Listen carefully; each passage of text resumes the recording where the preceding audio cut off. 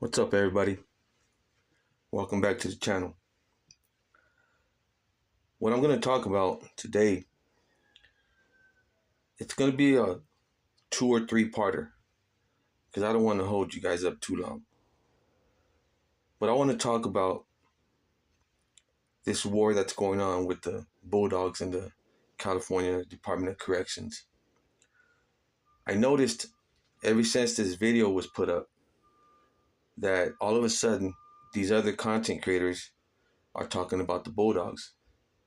And half the shit they say is close, but the other half, they're way off. You see, they're trying to get you guys to see this group a certain way. Basically, they're trying to justify what's happening. And I'm here to let you guys know the Bulldog side,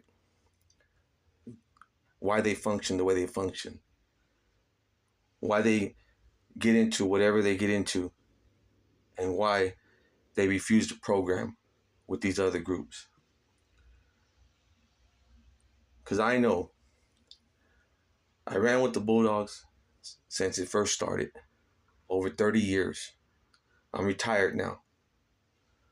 Now, one thing about me is I listen to all these channels and I show my respects, because what's in the past is in the past.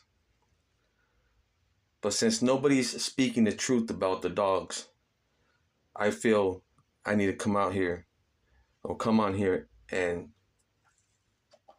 let everybody know, or let those that don't know, what's really going on.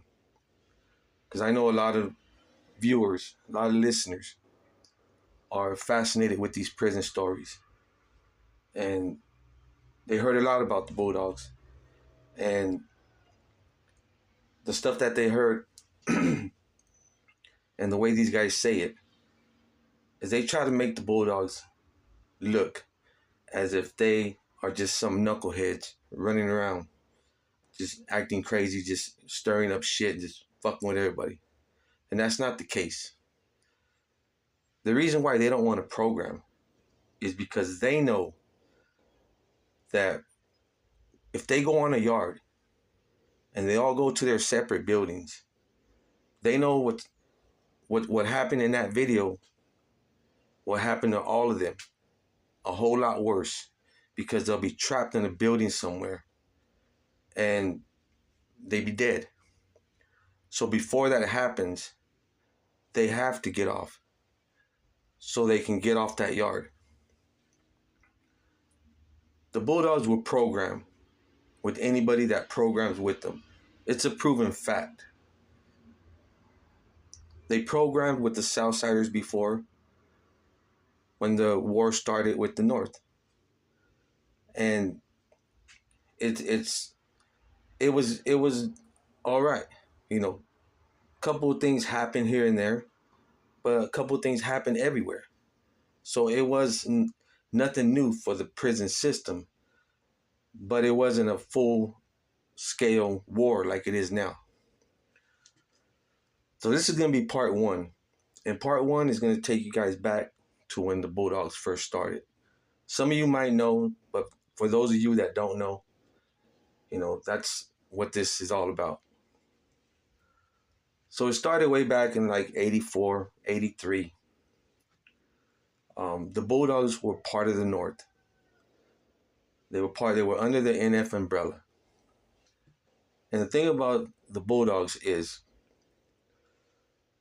Fresno County, and San Jose, they were the two biggest cars that were from the North.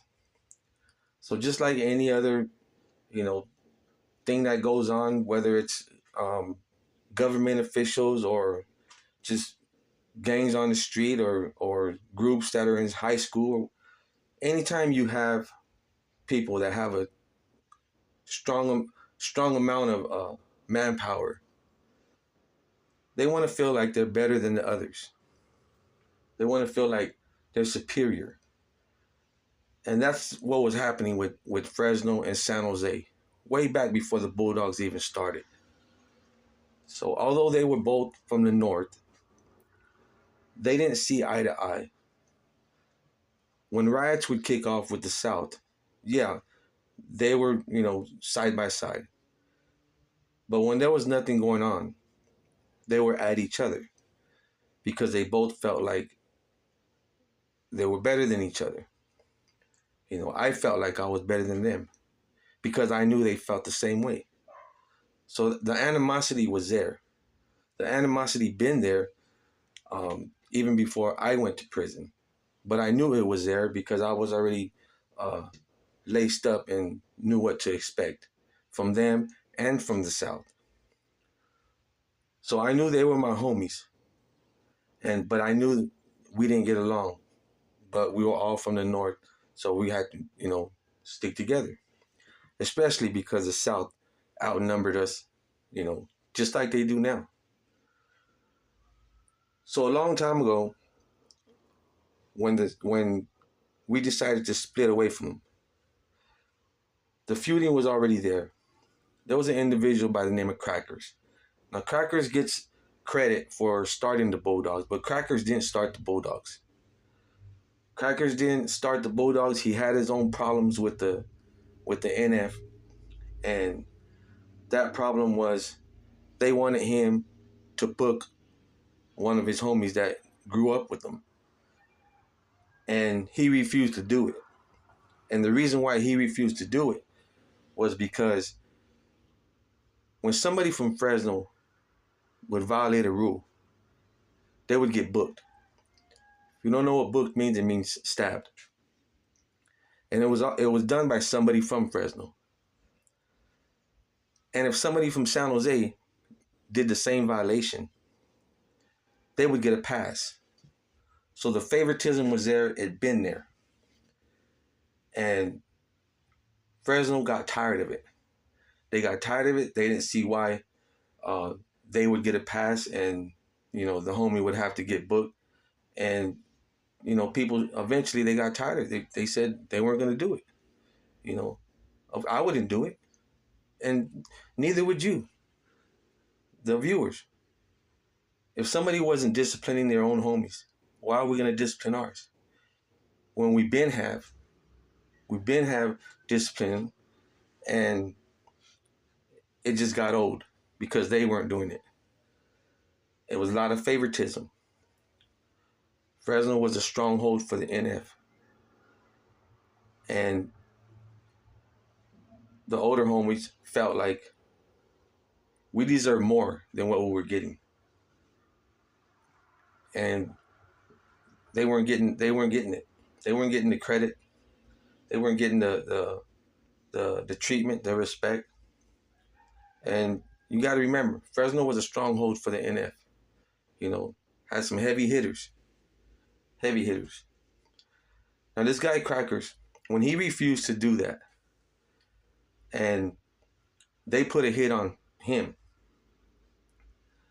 this is the time when the other homies just decided, you know what, fuck these dudes. If they want to go to war, we can go to war, but we're not gonna fucking follow their rules anymore. We're not gonna, we're not gonna do that. Plain and simple. Fuck them. If they want to go to war, let's handle it. And the war started.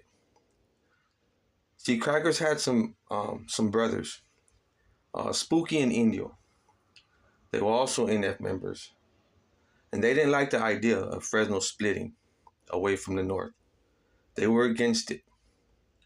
But Crackers, on the other hand, he didn't approve it, but he also didn't say not to do it. So by him not putting a stop to it, it just blossomed. And his brothers, they came along because blood is thicker than water. So the war was on. Now the NF and the Northerners were against Fresno, the Bulldogs, Fresno County. The war was popping off. There's always going to be war. There's always going to be hatred. And it's never going to go away. When the South started hearing about this,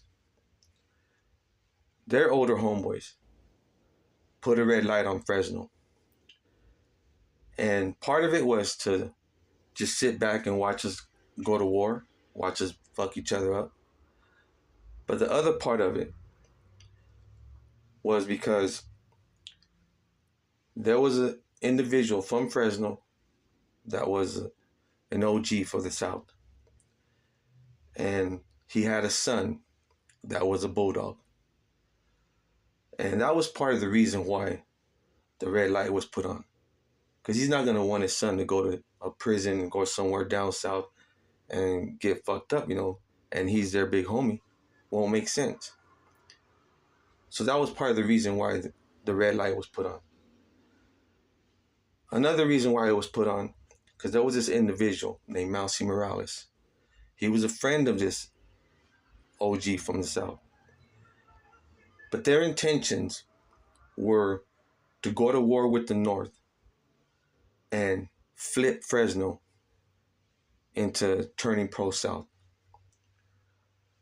Now, as they were trying to do that, they already had a few guys, going along with it. The rest of the homies figured it out, found out by some filters Mousy was putting out, saying what his plans were. He was trying to make it sound good, so get everybody on board. See, when Fresno split away from the North,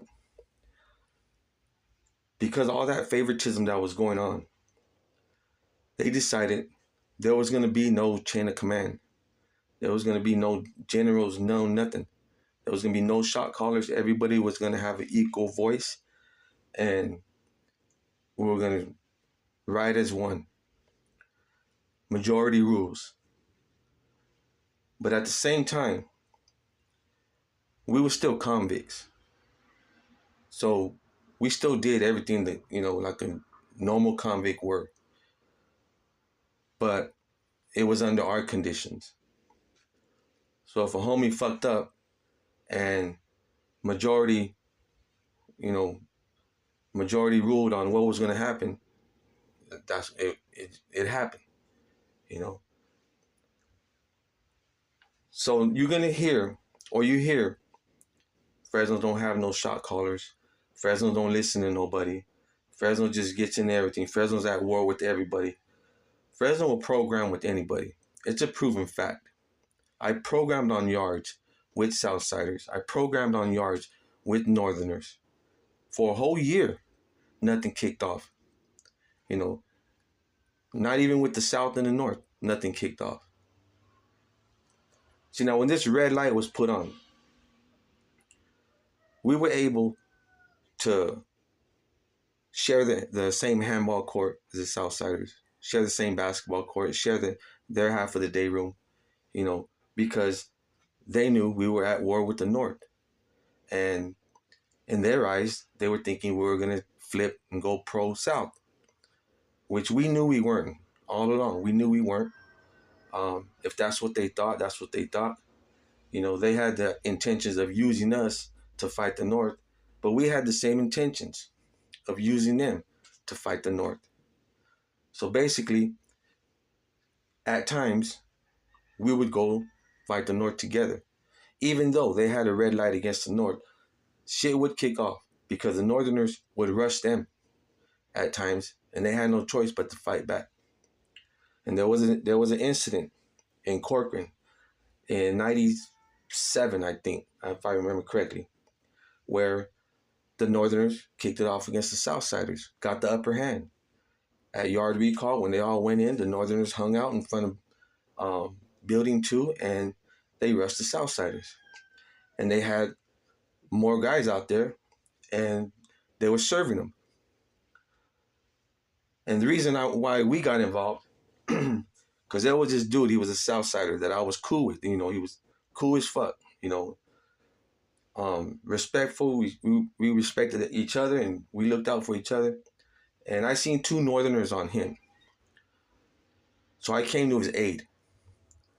I got one of them. I started slinging them with one of them, and the other one that was helping them with this dude named Muggsy, they both came at me. So I'm slinging them with both of them. While I'm slinging them, Muggsy gets off the ground, and he's all full of dirt. They were fucking serving him, and he comes and he gets at one of them. So when I back him up, you know, the homies, which was, it was three of us, four of us in that building, you know, they followed suit and they jumped with me. So we came to the Southsiders' aid. That's the only time that I fought with them against the Northerners. The rest of the time, it was just the homies against the Northerners. But the South, we were cool. We were cool with that. So when this incident happened, and we went to the whole, some of us ended up coming back out to the same yard, and you know they appreciated. You know they told us, you know, thank you for helping them out, and I told them I did it because if I was in trouble, I figured you guys would do it too, so that's why I did it.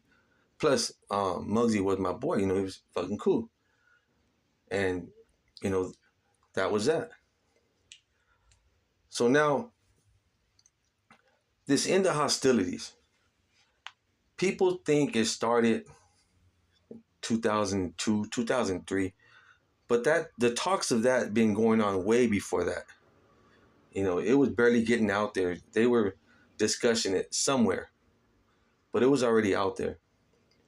See, at this time, we were on the Southsiders part of the yard, put it that way. We weren't running with them, but we just shared the same things.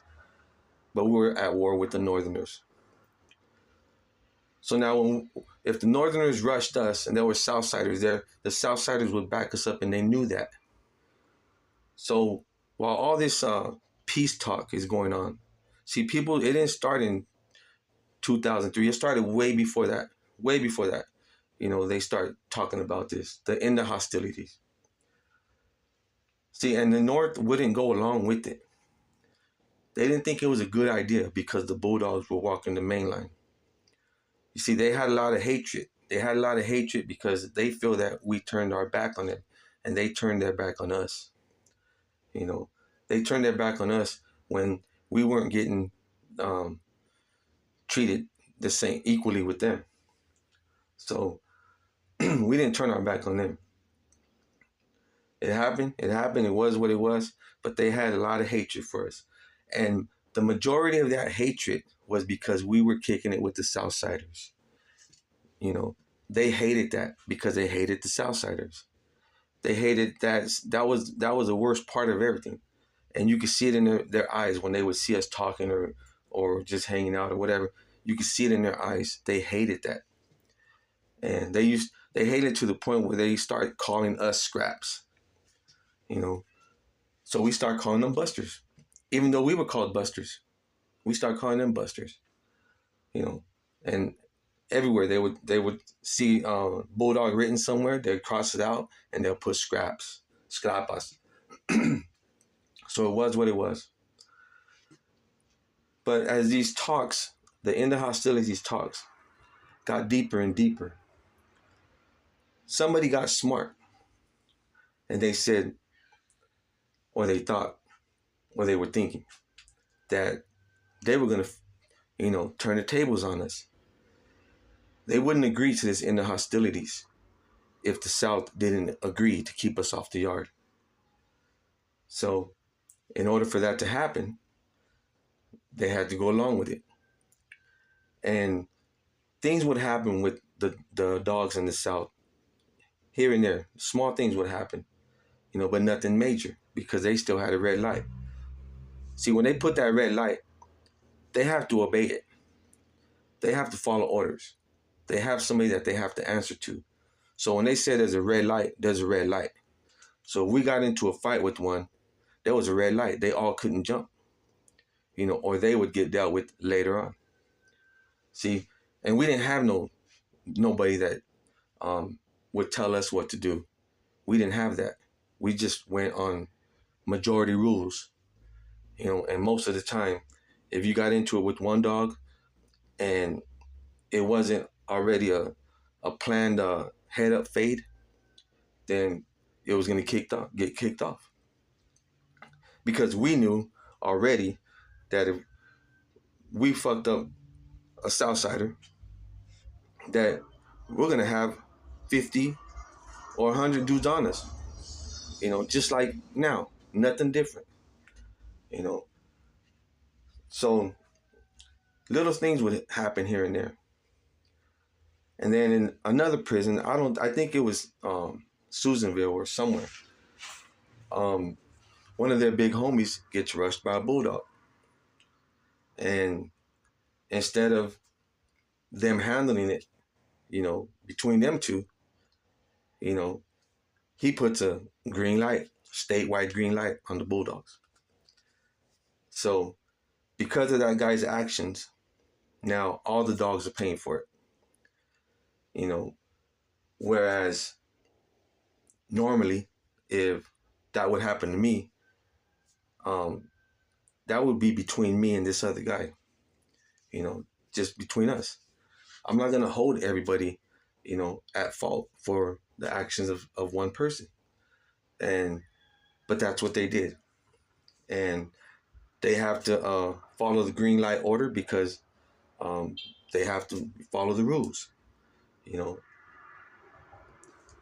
And they also knew that if they did that, then the North would agree to the end of hostilities. Now, I hear these people saying that the Bulldogs were offered to be a part of it. And that's a damn lie. Any one of these content makers that say they were don't know what the fuck they're talking about. Because they didn't invite the dogs to be a part of this. It was just between the four major organizations. The dogs are not an organization. The dogs don't have no shot caller. They don't have no chain of command. And people say they don't have leadership, but there is leadership. And the leadership comes from the older dudes that have been around, that, that has more sense, more common sense, of how to deal with things. Just like any other older homeboy. When I was young, there was other homeboys that I went for advice, or when there was an issue going on that the other groups would go to. See, the Bulldogs weren't invited. They weren't included in the hostilities. And people say they were, but they don't know what they're talking about. Because who did they ask? If the dogs don't have no chain of command, who did they ask? Just anybody off a yard? I know I never heard about it.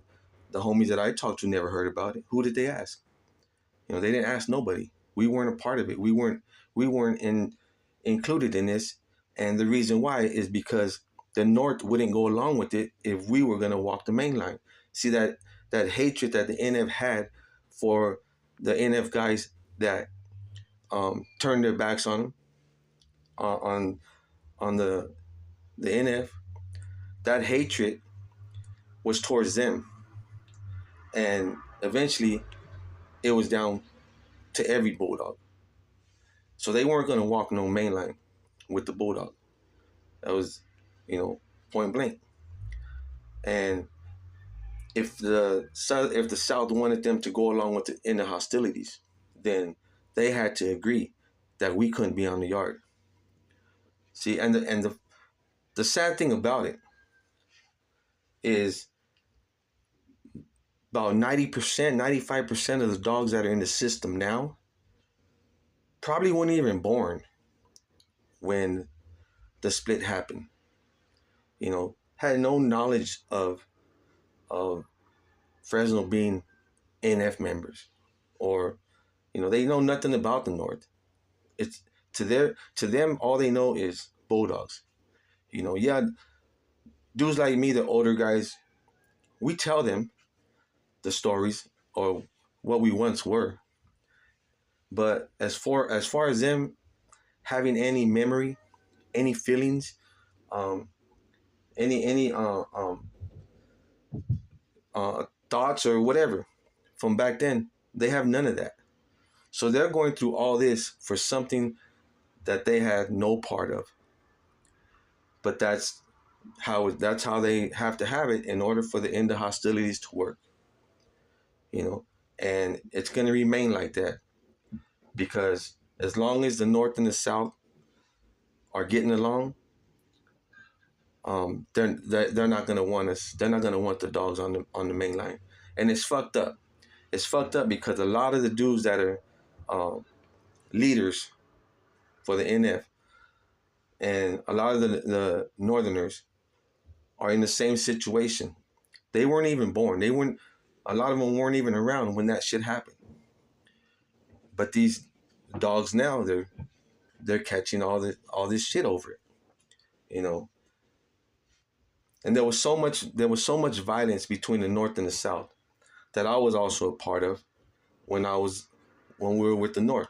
That they forgave each other. You know, they were killing each other. They were killing each other, and there was so much hatred that I know even now there's hatred, but they can't do nothing. See, they got rules that they got to follow.